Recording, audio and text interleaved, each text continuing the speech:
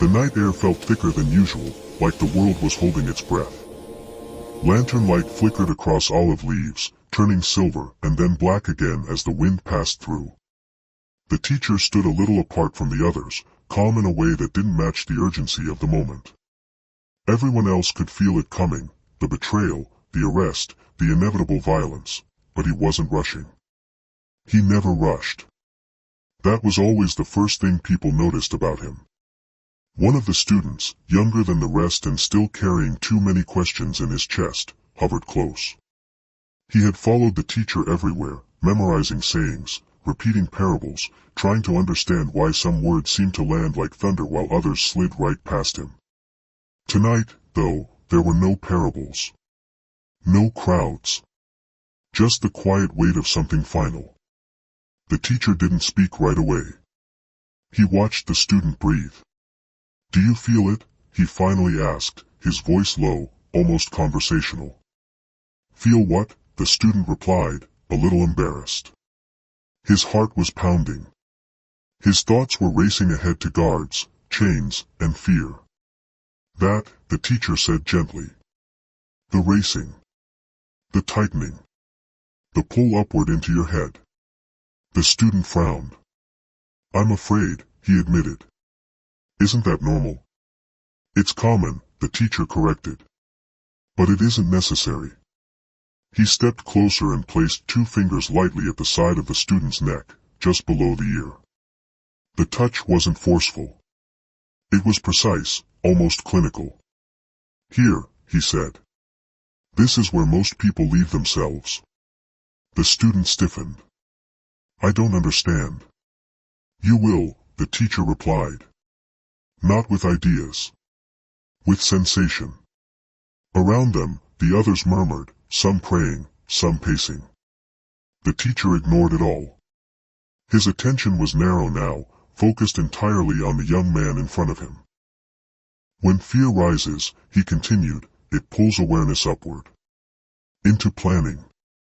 Into memory. Into imagination. The body becomes an afterthought. That's how authority is taken from you without anyone laying a hand on you." The student swallowed. "Authority over what?" "Over yourself." The teacher moved his fingers slightly, tracing a subtle path down the neck toward the hollow at the base of the throat, then lower still, stopping at the center of the chest. "This pathway," he said, "is not metaphorical. It's physical. It's a nerve that wanders through the body, touching breath, heart, voice, and gut. When it is ignored, a person becomes easy to lead. When it is felt, truly felt, something else happens." The student closed his eyes instinctively. "Don't imagine," the teacher said at once. "Notice." So the student noticed. The pressure of the teacher's fingers. The coolness of the air. The fast, shallow breath he hadn't realized he was taking. "Now breathe lower," the teacher instructed. "Not deeper. Lower." The student tried. His first attempt was clumsy, exaggerated. The teacher shook his head slightly. "Let the breath drop on its own," he said. "As if it's tired of climbing." On the next inhale, something shifted. The breath didn't rise into the chest as much. It spread outward instead, subtle but unmistakable. With it came a strange warmth, like a quiet fire being lit behind the ribs. "There," the teacher said softly. "That's the door." The student opened his eyes, startled. "I didn't do anything." "Exactly," the teacher replied. "You stopped interfering." A distant sound echoed through the grove, metal on stone, voices carried on the wind. Time was tightening now. Still, the teacher didn't rush. "Listen carefully," he said. "What I'm about to tell you will never be written down properly. Words ruin it. Institutions weaponize it. But you can feel it, and once you feel it, no one can take it from you." The student nodded, fear and awe tangled together. "This pathway," the teacher continued, "is how the body remembers that it is not separate from awareness. When it is active, you don't need belief. You don't need permission. You don't even need courage in the way you think you do. Another sound, closer this time. Is this why you're so calm? The student asked. Because you don't feel fear. The teacher smiled, just a little. I feel it, he said. But it doesn't lead. He placed the student's own hand over his chest. Stay here, he instructed. Not symbolically. Physically. Feel the rise and fall. Feel the vibration when you speak, even silently. That vibration is not decoration. It's signal. The student did as he was told, and for a brief moment, the chaos around them seemed to fade. The lantern light dulled. The voices blurred. There was only the steady rhythm beneath his palm. What happens when this stays open? The student asked. You stop being harvestable, the teacher replied. The word struck strangely, like it didn't belong in a spiritual conversation. Harvestable. Fear, shame, anticipation, the teacher said. They all feed on disconnection. When your awareness leaves the body, something else steps in to guide your reactions. You call it impulse. Or weakness. Or sin.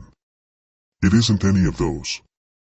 He leaned closer now, voice barely above a whisper. It's management. Footsteps.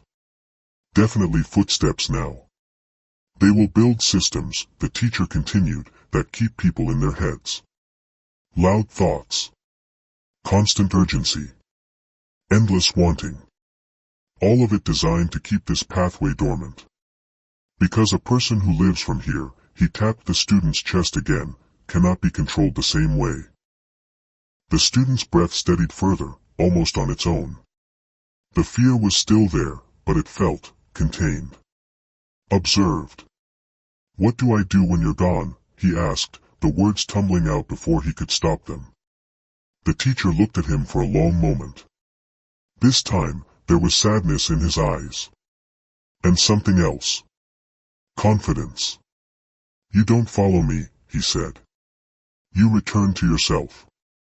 Again and again. Through the body. Through breath. Through sound. Through presence. A voice called out nearby. The others were scattering now, panic rising. The teacher stepped back. Remember, he said, already turning away, the kingdom isn't elsewhere. It's not later. It's not after death. It's right here, when the wandering finally comes home. Then he was gone, moving calmly into the dark as the noise rushed in to fill the space he left behind. The student stood frozen for a moment, hand still on his chest, breath low and steady. The night was still dangerous. Nothing external had changed. But something internal had.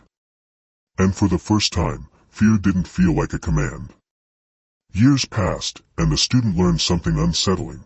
The teacher's absence was louder than his presence had ever been. Without the steady gravity of that calm figure nearby, the world rushed in to fill the gap. Rules multiplied. Interpretations hardened.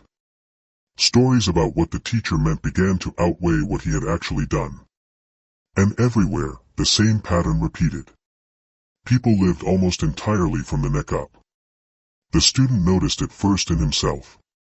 Whenever life became uncertain, his awareness shot upward, into planning, worrying, rehearsing conversations that hadn't happened yet. His chest would tighten. His breath would climb. The warmth he had felt that night in the grove faded, replaced by a thin, restless energy that never seemed to settle. Once you notice it, it's impossible to unsee.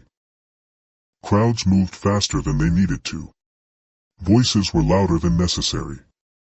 Silence made people uncomfortable. Even prayer, which was supposed to bring peace, often felt like another form of strain, words pushed upward, requests hurled into the air, attention leaving the body entirely.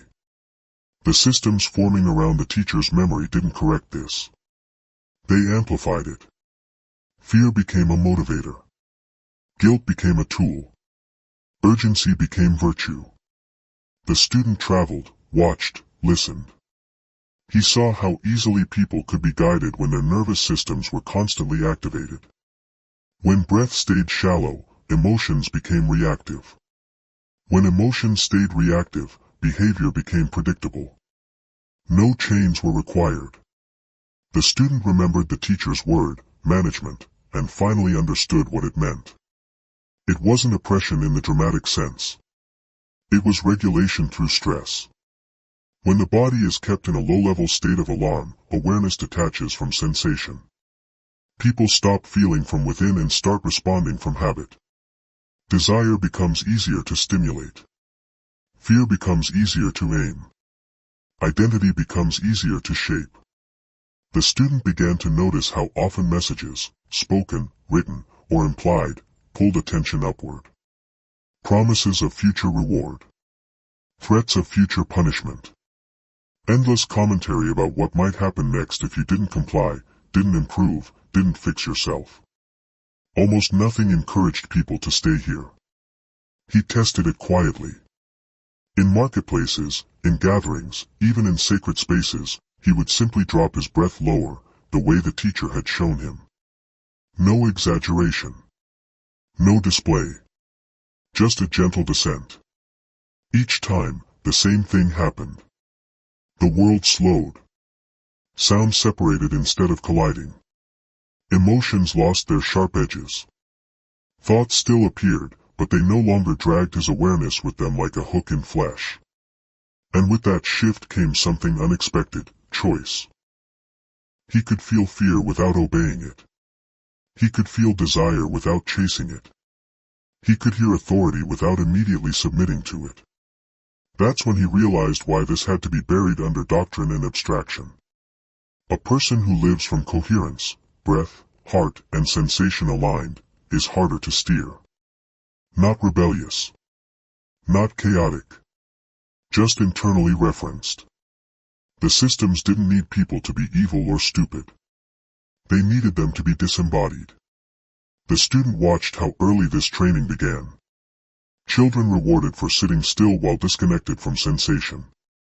Praised for suppressing impulses rather than understanding them. Taught to behave before they were taught to feel. By the time they reached adulthood, most people lived in a constant low-grade dissociation they called normal. Religion mirrored this pattern. Instead of grounding awareness into the body, it often pulled it upward, toward ideals, heavens, distant judgments. The body became suspect. Desire became dangerous. Sensation became something to transcend rather than inhabit. The irony was painful. The teacher had never taught escape from the body.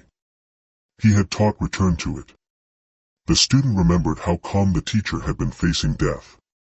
Not detached. Not numb. Fully present. Fully embodied. Fear felt, but not allowed to hijack awareness. That kind of presence couldn't be mass-produced. It couldn't be institutionalized. And it certainly couldn't be controlled. So the narrative changed.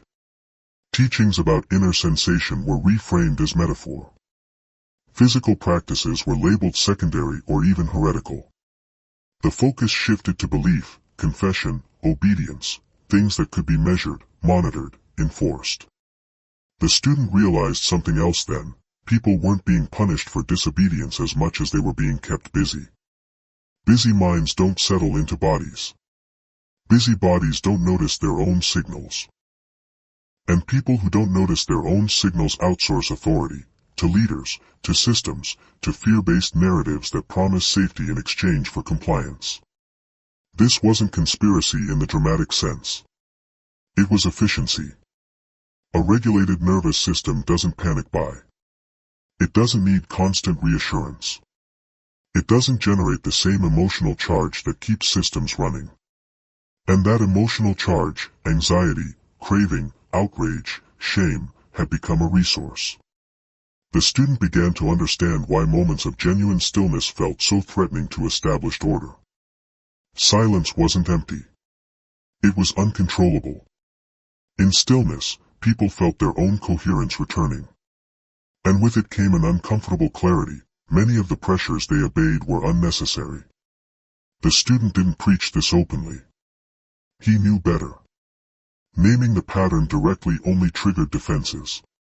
Instead, he lived it. He spoke more slowly. He listened longer. He breathed when others rushed. He placed a hand on his chest when emotions surged, grounding awareness before responding. People noticed. Some felt uneasy around him, as if his calm exposed something they were trying not to feel. Others felt drawn to him without knowing why. Conversations deepened. Conflicts softened. Not because he argued better, but because his nervous system wasn't amplifying theirs. That was the real inheritance of the teacher. Not a message, but a state. And that state quietly disrupted everything built on fear. The student finally understood why the teacher had never tried to overthrow anything directly. You don't dismantle a system by attacking it. You dissolve it by becoming ungovernable from the inside. Fear-based control only works when fear leads. And fear only leads when the body is ignored. The student stopped calling it a teaching and started treating it like weather. Not something to believe in, not something to debate, but something to work with, quietly, consistently, in the body. He noticed that people asked the wrong question first. They'd lean in and whisper, "Is it real?" as if reality depended on their agreement. He learned to answer without provoking the mind. "You'll know," he'd say, "when your breath changes you before your thoughts do." That was the doorway. The teacher in the grove hadn't given him a theory, he had given him a lever.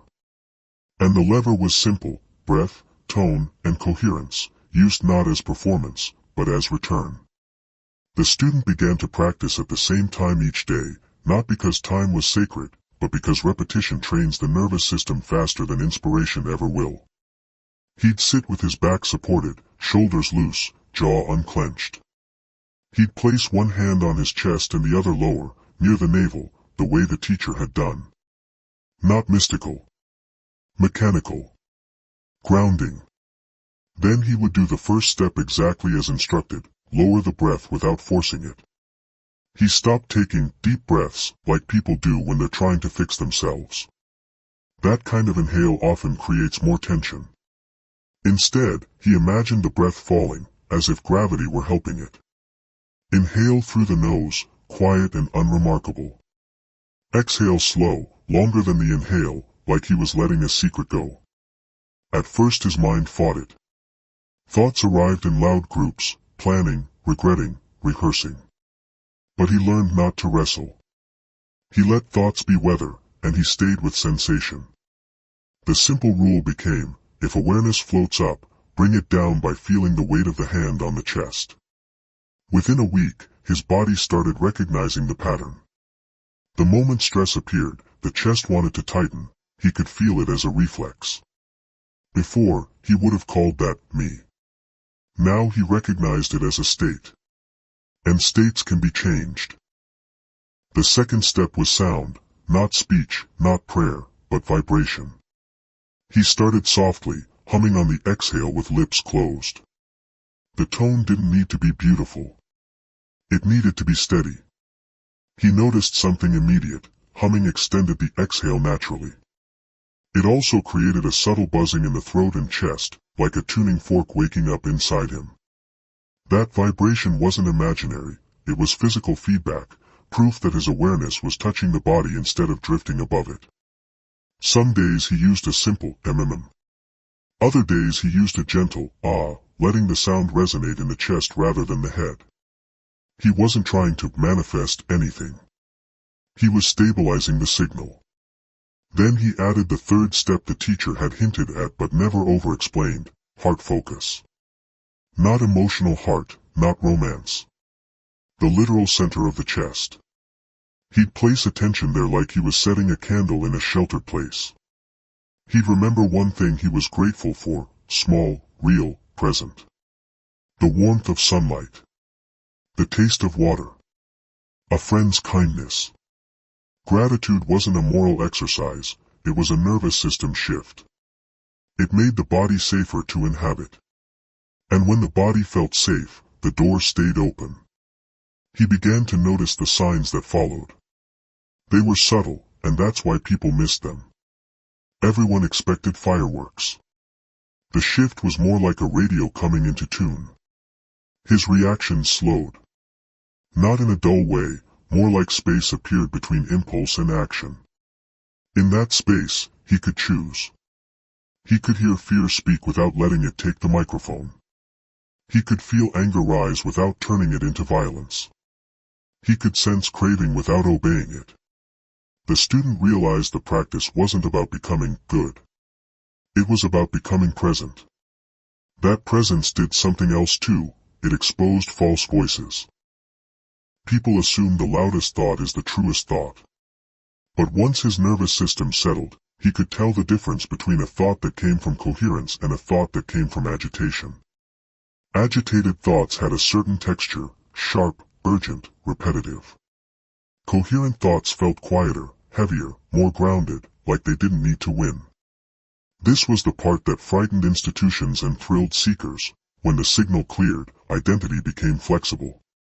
The student stopped identifying with every emotional storm. He stopped calling every anxiety my truth. He saw how many feelings were conditioned responses, triggered by old memories, social pressures, invisible cues in the environment. That didn't make emotions fake. It made them readable. And readable emotions are not as manipulable. He began teaching the practice in the simplest language possible. No grand claims. No enemies named. Just instructions. Sit, he'd say. Hand on chest. Inhale easy through the nose. Exhale longer than you inhale. Hum softly. Feel vibration in the chest. Think of one real thing you're grateful for. Stay there for 5 minutes. People would try it and then look up with surprise, like they'd found a quiet room in their own house they didn't know existed. Some would ask, "What is this? Is it prayer?" "It can be," he'd answer. "But it's also biology. It's how your system remembers safety." Others would ask, "Is this the secret?" He'd smile the way the teacher had smiled and say, "It's a doorway. The secret is what you do with the freedom on the other side." Because once you live from that coherence, certain things become harder to tolerate: manufactured urgency, constant outrage, shame-based control. Not because you become superior, but because your body stops agreeing to be dragged around.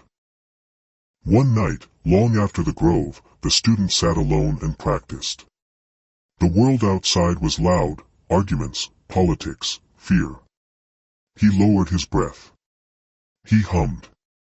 He felt the center of his chest warm and steady. And then, for a moment, he recognized what the teacher had meant. The kingdom wasn't a reward. It was a state. A calm, present, internally anchored state that couldn't be bought, threatened, or negotiated away. It didn't need a stage. It didn't need permission. It only needed return. He opened his eyes and the world was still the world, unfair, chaotic, unfinished. But he was here. And being here changed everything. If you take nothing else from this story, take this: the most powerful spiritual shift is usually the quietest one. Not a vision, not a dramatic sign, not a moment that proves anything to anyone else, just your awareness coming back into your own body, and staying there long enough to become unshakable. That's what the Grove lesson really was. A reminder that you can feel fear without letting it command your life, that you can sense craving without becoming it, and that you can live from a calmer center even while the world stays loud. Try the practice once, just once, exactly as described: hand on chest, inhale easy, exhale longer, a soft hum, a single real gratitude. 5 minutes. Then notice what changes. Not in your beliefs, but in your reactions. Notice how the space between impulse and choice widens. That widening is freedom. And freedom is what every controlling system fears, because it can't be legislated or argued out of you. It can only be remembered. If this connected with you, let me know in the comments what you felt: restlessness, calm, resistance, warmth, anything. And if you want more stories like this, soft, grounded, and practical, help this video reach the people who need it. Tap like to tell the algorithm it matters, subscribe so you don't miss the next one, and share it with one person who's been living in survival mode for too long.